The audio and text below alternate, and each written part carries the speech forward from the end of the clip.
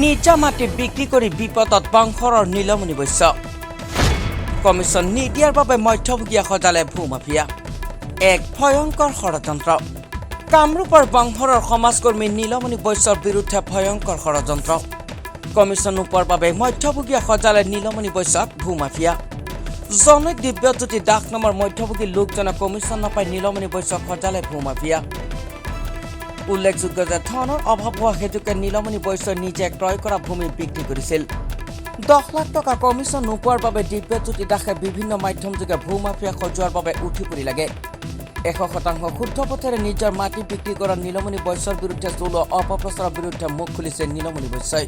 সমাজত হেয় প্ৰতিপন্ন কৰাৰ বাবে এনেকুৱা অপপ্ৰচাৰ চলোৱা বুলি গুৰুতৰ অভিযোগ আনিছে নীলমণি বৈশ্যই মাটিটো মই গান্ধীবাৰীৰ আৰু আমাৰ দঠিৰ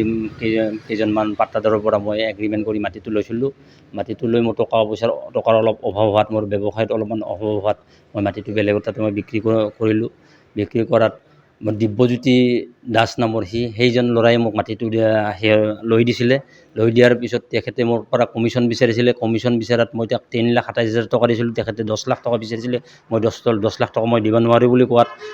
সি এটা অপপ্ৰচাৰ কৰিছে সাংবাদ মাধ্যমৰ জৰিয়তে বহুত হেৰি কৰি পেলাই মোক বহুত বদনাম কৰি আছে মোৰ সকলো তথ্য ইয়াত আছে মোৰ লগত মই সকলো তথ্য মই দেখালোঁ তেখেতক দিব্যজ্যোতি দাসৰ ওপৰত মই এটা কেছ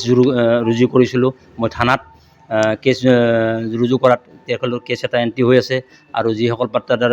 দুজন পাট্টাদাৰ আছিল তেখেতৰ লগতো মই কেছ এটা জুৰিছিলোঁ ব্লেকমেইলিং কৰি আছে পইচা বিচাৰি আছে কিন্তু সেইসকল পাট্টাদাৰে মোক আজিলৈকে মাটিখিনি দখল দিব পৰা নাই আৰু মোক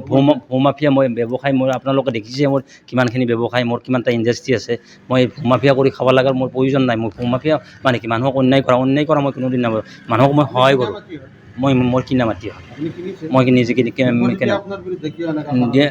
সেই 10 লাখ টকা সেইটো মাটিৰ কাৰণে কমিশ্যন তাক লাগে আৰু এই ধনৰ লোভত এইটো কৰিছে আৰু যি দুটা চেনেল আছিল সেই চেনেলৰ সাংবাদিক দুটাই সিহঁতৰ ওপৰত মই এটা কেছ দিছিলোঁ সিহঁতৰ কেছ দিয়াৰ কাৰণে সিহঁতে লগ লাগি একেলগে এক তথ্যত সাংবাদিক কিজনে এই নিউজখিনি বজাই আছে আচলতে আপোনাৰ বিৰুদ্ধে সম্পূৰ্ণ অপপ্ৰচাৰ চলি আছে আপোনাক মানে